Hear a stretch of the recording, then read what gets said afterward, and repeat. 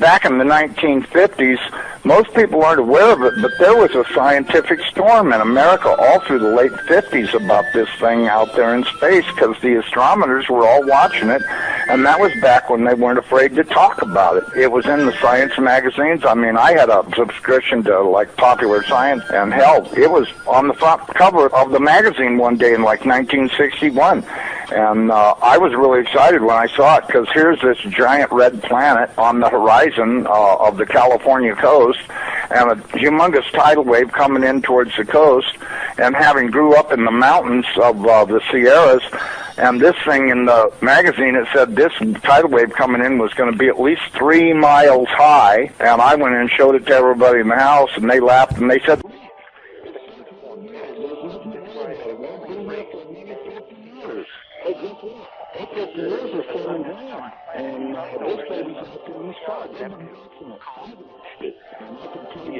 this thing has got so much coming around it. You know, we live in a solar system. We've got 9 planets and a big sun. This thing has got 7 planets and its own sun.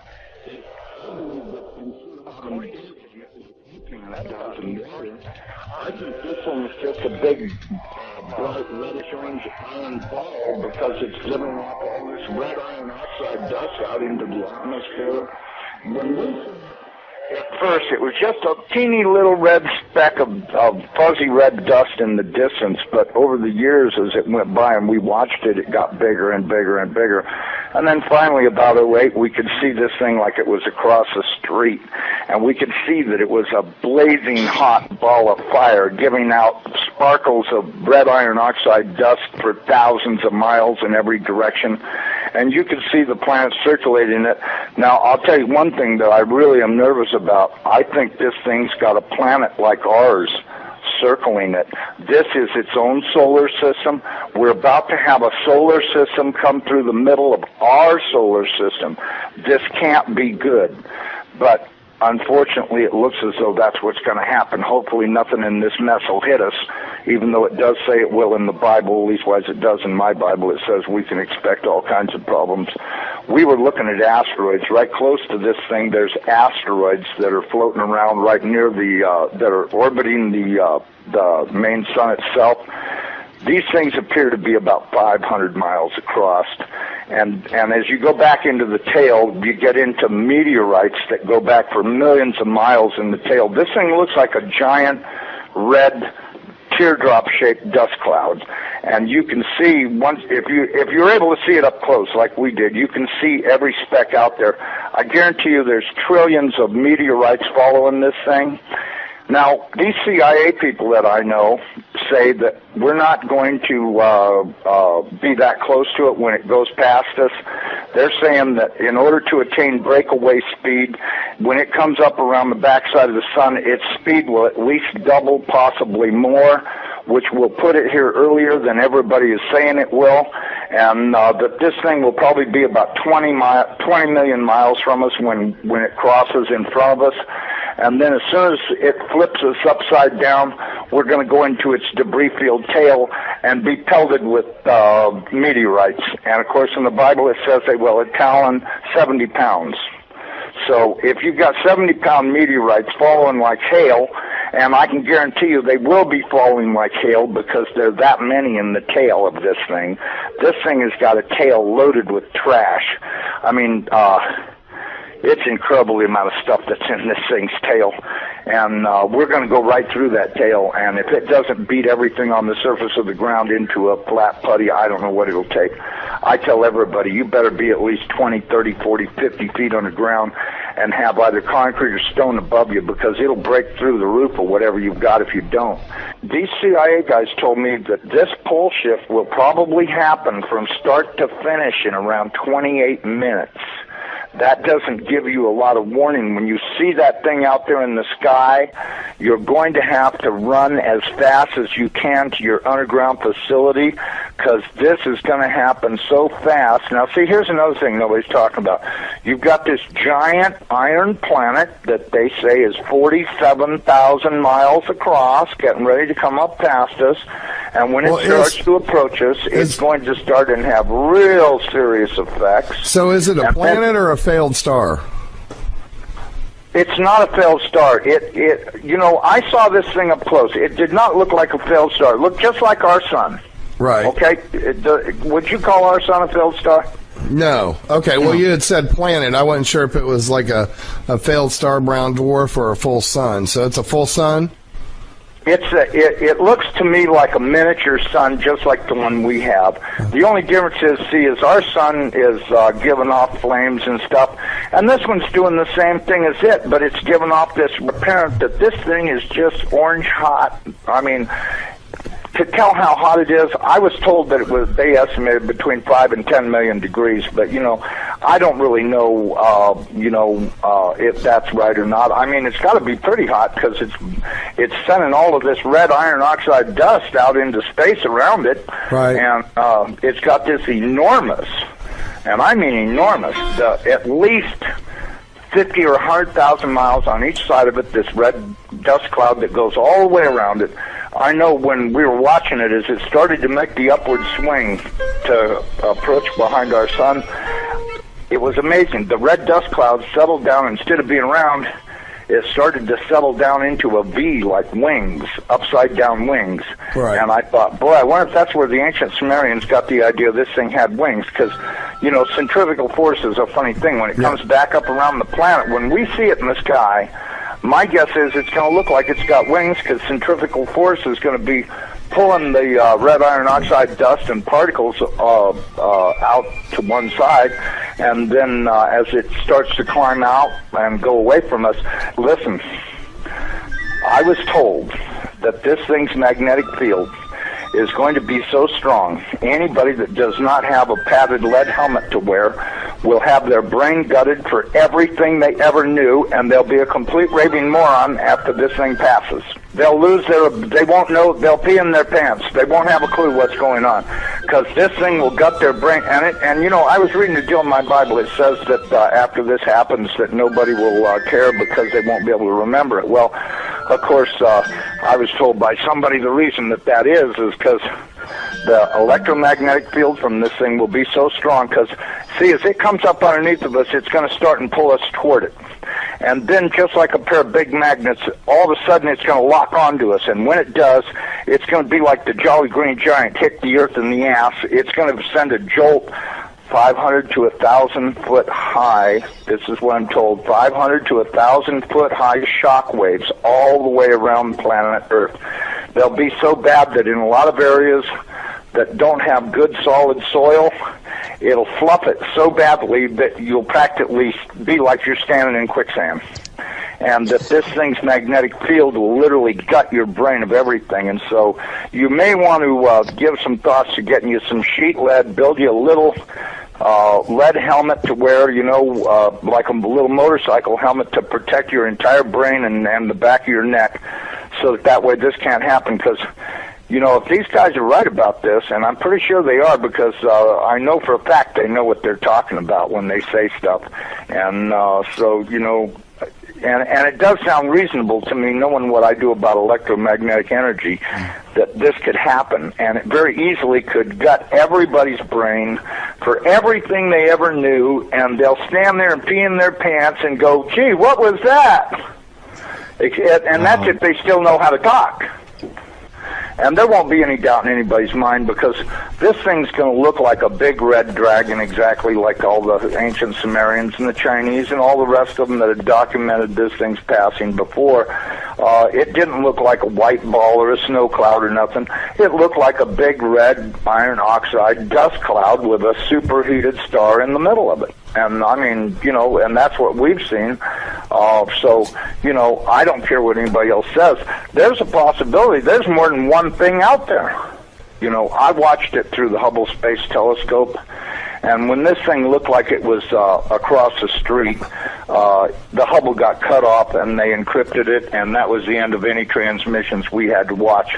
And we know that the Hubble, in order to be in the shadow of the Earth, had to be at an angle, and so that meant it was looking downward. And this thing was coming up underneath of us, and I tell you the honest to God truth, I personally think this thing is real close to us right now, but, you know, that's just my general feeling that, you know, and I'm a pretty psychic guy. I have the feeling that this thing is right close by and that we're going to see it any time. I mean, I've been doing everything I could do to get prepared for it to... I'm really worried about what Jesus says. You know, when the fig tree is putting on its leaves, know that summer is near, and I'm at your door. And that worries me more than probably anything I've read in the Bible about this whole thing, the parable of the fig tree, because everything seems to be in place for this thing's arrival. And the bad thing is, he says, I'm going to come like a thief in the night. Well, it does also say in the Bible that I'm going to make the sun go down at noontime in Jerusalem.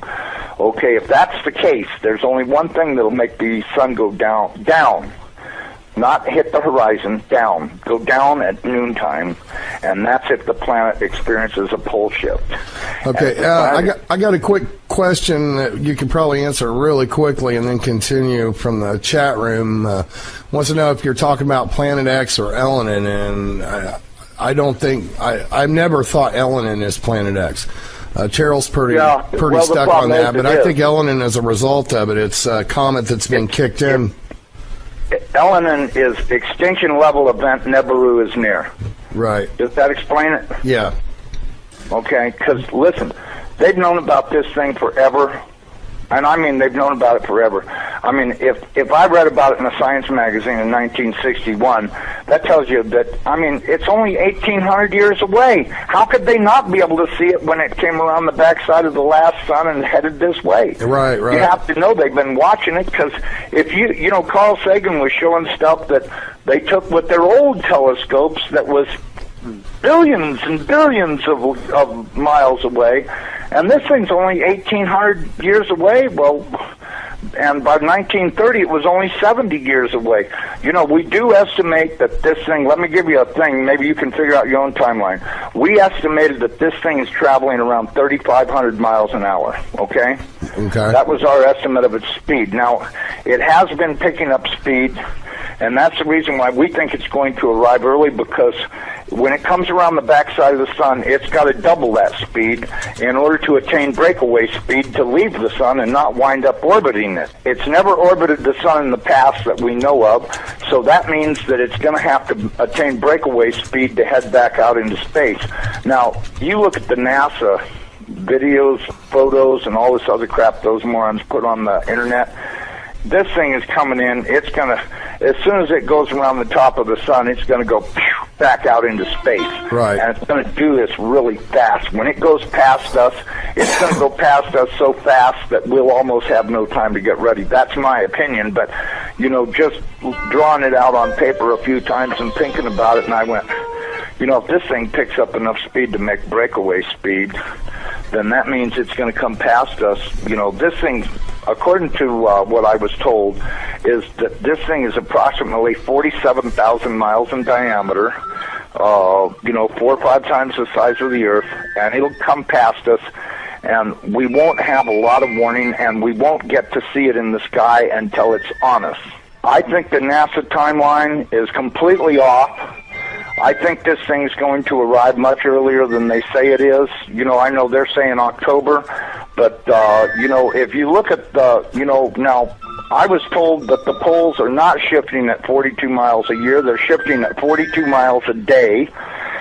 And the reason is because this planet is rolling over to face this thing. Now, when it goes by, it's not going to push our North Pole away. It's going to grab our Southern Pole with its Northern Pole, and it's going to be like somebody kicked this planet in the ass. That earthquake that it talks about in Revelations, when the opening of the sixth seal comes, from what I've been told, that's very accurate, because that's exactly what's going to happen. There's going to be a massive earthquake when it locks onto us.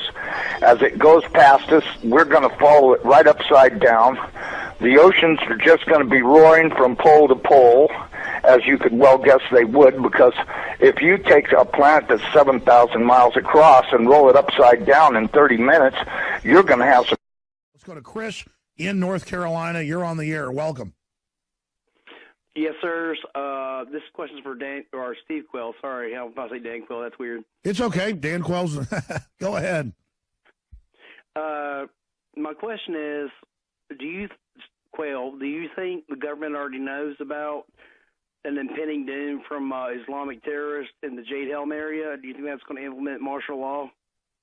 Well, I think it's going to be one of the things that springboards us into martial law. And, you can't say ISIS an open border with any type of intellectual or emotional or moral integrity. Why have the borders not been secured? Alex has had people on. I've talked to them, interviewed them, read their emails on the air. They're basically saying if we arrest anybody who's a known terrorist, and I'm not talking about Latinos or Hispanics, they're talking about someone comes in from the State Department and orders them let go. So the point is absolutely ISIS. Here's the point in terror. Terror is ultimately to bring about submission, and that's what they're trying to do. We see it in the politics of radical Islam in the United States. We see it all through the Middle East. And the point is we could have stopped this. And if anybody remembers, Alex, remember the long victory parade, 4.5 miles long, of ISIS and their captured U.S. stuff in Iraq? And yes. And people were saying, why didn't we hit them then? Well, simply because the powers that be in this country, deep down, they are Satanists, and they're going to use everybody. It goes right back to Albert Pike's statement, turn the Muslims against the Jews, Jews against Christians, and when everybody wipes out everybody, we bring on Lucifer, the true God. And I'm not going to argue with anybody. That's immoral. Well, sure, that's what they're doing. And then people say, Alex, you're the guy that exposed false flag terror on 9/11. Why are you saying ISIS is real? They have raised this al-Qaeda jihadi army. They've changed the name to ISIS and Islamic State to confuse the public. I think Colonel Schaefer on, you name it, the Pentagon knows, 90+% of the Free Syrian Army is al-Qaeda, is ISIS. And so our government's funding them. They let them come in. They let them attack. No need to even stage an event now because the upstream, they created them, allowed them to operate through Saudi funding, through NATO funding.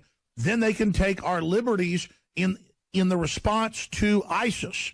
And ISIS, in return, is given part of the Middle East as their payoff for being the secret army that destabilizes the West so a police state can be put in place. And that's the bottom line of what's happening. Separately, though, it just shows what a farce Homeland Security is because they say their main mission is who? Those of us that don't want to go along with the New World Order. Thank you, Chris. Let's talk to Michael in Mississippi. You're on the air. Go ahead. Hey, Alex. Hey, Steve. Steve, I had a question. I've listened to several interviews with Bob Fletcher, including the one you did on the Hagman show. And Bob Fletcher's pretty much put his investigative credibility and reputation on the line about an incoming celestial event that he believes martial law must be established or set in place. That's right. A lot of folks think there's a asteroid coming in or something. What do you know about that? Well, years ago I talked specifically about Nibiru. That's the official ancient name, the 10th planet. Planet X. Yeah, Planet X, Gabriel's fist, Lucifer's hammer, and based on what a Navy SEAL, I posted on my alert site, Navy SEAL explains a big event as being that, okay? In other words, Alex, they know of all the earth changes that are going to be happening. They know of all of the electrical discharges. They know of Roche's, R-O-C-H-E's limit. And the point is that the whole universe, if you want to look at it real simply, is go and look up Velikovsky, Worlds in Collision, and then the time of this is interesting because we've heard, both of us, from separate sources that they're stocking their underground. Well, sure. And how many record blood moons have there been? Well, what is it? 3? The 4th is coming up. I mean, I don't even put stake in all this, but the elites do. They're obsessed with it all. Final segment of the main radio broadcast. We're in a little 5-minute overdrive that's internet only. Infowars.com/show. Well, some stations carry the 4th hour, so that's not quite true. I want to thank all of our affiliates out there. Be sure and support them. Be sure and support the sponsors. Spread the word. Some of the stories up on Infowars.com. Explosive new documents reveal Obama, Clinton spin and lies on Benghazi. Al Gore's climate change lies exposed.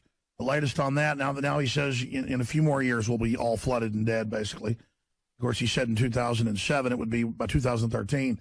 Leftists exploit biker bloodbaths to complain about white privilege. They say, why isn't the National Guard out on the street? Because they arrested everybody. It happened in a localized area. It isn't just random people going out and burning stuff. It was a outlaw motorcycle gang impromptu rally.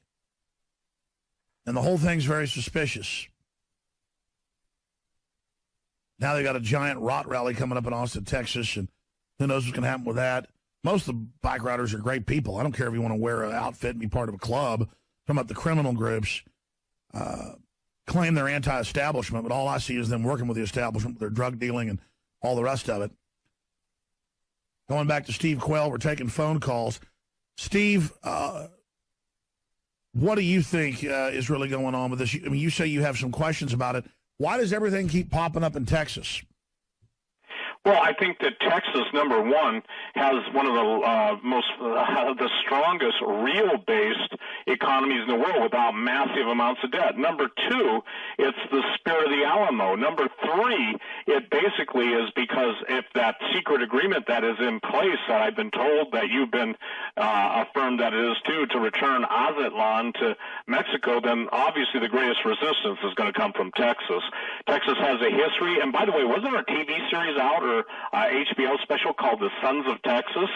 I think there was or something, or is coming out, and I thought that was very prophetic in its timing. So it's because of the border, it's because of the strength of the people, it's because you're obviously a God-fearing state historically, with minor exceptions in some of the politics, and that's the idea of all of the assets that are available in Texas, meaning the oil. Oh, it's definitely its own standalone country, and the U.S. surpassed a year ago Saudi Arabia in global production. That's mainly Texas is the biggest oil producer in the world. It has its own infrastructure. They look at the demographics, and they know politically Texas is not going to say yes to the New World Order, and so Jade Helm is a dry run. We're not demonizing the military. It's there to condition them as well. Rich in Ohio, you're on the air. Go ahead. Hi, Alex and Steve. Welcome. What a combination. It's great to talk to both of you guys at the same time. You guys are excellent. I watch your videos and, I connect the dots. Thank you, brother. You're both skirting around the big dots. You both see it, but you don't see it. Well, hey, you're on the air. No, don't need to preface it. Got a minute. And then look at Richard Shaw's new production on the Torah codes. And these are the two biggest dots that are interconnected that you're missing. You know, I've been on the air for 20 years, and I'm always hearing about Planet X. I know there's a Kuiper belt, there's an asteroid belt. I know we get struck by big objects. I know it's real, but people are always saying it's coming in 2-3 years, and it just becomes this all-encompassing thing. I know governments are dug in, 4 big collisions, comets, you name that. I mean, so I know that's a real threat. Yellowstone, supervolcano, all of it. But to just say it's this and it's going to happen, I don't think we can say that. Steve Quayle? I agree with you, Alex. I hear about Yellowstone's going to blow any minute. I fly down there almost weekly sometimes. I mean, I'm down there. It's not ready to blow. The bottom line is it doesn't do you good to worry about Planet X if you're going to get wiped out, in August, September, should Jade Helm go active. The timing is always the issue. Stay there, Steve. Back in 70 seconds. I want you to finish up. SteveQuayle.com, Alex Jones, Infowars.com. Nightly News Tonight, 7. The over-the-top nature of reality is why so many people just can't wake up, because it is legendary, epic, what's happening. And let's say we're exaggerating, and half of it's true. It's still over-the-top insane. And unfortunately, I think it's probably worse than we're saying in many respects. The elite have gone insane like Caligula. I want to go to Max, Mike, and others here in just a moment. And I want to give final comment real quick after that to Steve Quayle. I really appreciate riding shotgun with us today. Max has a question for Steve Quayle on weather weapons. Go ahead. Hi, Alex Jones and Quayle Man. I was wondering with the weather weapons that use electrofrequency, magnetism, microwaves, and also chemicals, do those interfere also with, I naturally assume so, the human body and mind, and also a further extension of MK Ultra? Are you asking me if it can affect the human mind? If they're also used to affect the human mind, yes. Thank you, Max. Yeah. Absolutely. I'm sorry, Alex's phone broke up or something. I could barely hear. Yeah, that's why I let him go. His phone went bad. Go ahead. Yeah, absolutely. There are so many studies. You can go on the internet, electronic mind control. Also, it's possible to produce heart attacks. I mean, they have electromagnetic weapons, and I believe that's what they used on Breitbart when they killed him within 5 or 10 minutes after National Defense Authorization Act, 1867 was in place. Andrew Breitbart was dead. What about Michael Hastings and blowing his car up? I mean, they really are killing people. Yeah, for a certainty, and I've done my homework, Alec. It's just on Weather Wars. People say, well, they can't do that. I'm just telling you, they can, and when I've spent, I'm looking at my, 400, 500 footnotes, whatever there is, the point is yes, they can, yes, they are, and yes, they will. We're not in Kansas anymore, as I say every day. I mean, we are in a futuristic weirdo land, and the public still thinks we're back in 1950. We're not. Let's talk to, let's go ahead and talk to Drew in Missouri. You're on the air with Steve Quayle. Go ahead. Yeah, man, great talking with you two. Real quick, my question is, I got 2 small kids, and I want to be prepared for this upcoming Civil War. What are the 3, maybe 3 top things you suggest a guy should do? I got a farm, I can prepare and self-sustain. What do you suggest, like guns and ammo, silver and gold, stockpile food and water? Yeah, by the way, they've been holding gold down. It's starting to go back up. Steve Quayle, what would you do, the top things to get ready for the unraveling of society, which we know is coming? The only question is when. Right. Well, this is going to sound extreme, but at the time, when I say extreme, at some point, all of us have to throw our smartphones away, okay? That's true. That's a radio tracking beacon. Oh, yeah, they track you everywhere you go with it. Yeah, but the number one, food first. What I'm telling everybody, Alex, food prices are going to rise. Food will be available, but at nothing near recognizable prices. So no matter what a budget is, I know the farmer's got food and stuff stored up. You have to have a form of self-defense. You must absolutely, and be familiar with it. I'm sorry, a father is charged biblically to protect his family. And Alex, you've gone on record, I've gone on record, there's nobody, as long as we're alive and God gives us grace and breath, that are going to harm the... That's right, and it's not we're looking for violence. You've just got to be ready to kill for your family and already be preset that you're not going to think about it when the time comes or you'll be dead. Absolutely. The other thing you've got to think about is having a secondary location. Everybody needs a back door. By back door, if you have land, sir, make sure that you have other areas on your land beside the home. The point is that, you've got to get a realistic working knowledge of the things that disappear first, and you want to be where everyone else isn't when the cash, you're killing cash. So the only way people outside of the system who won't take the mark of the beast will be able to do any type of commerce is with gold and silver. There's an attack on that. They've kept it down. It's getting ready to move, and we're watching that in the last 3 days. That's right. I want to have you up very soon, if you can do it, Steve, to break down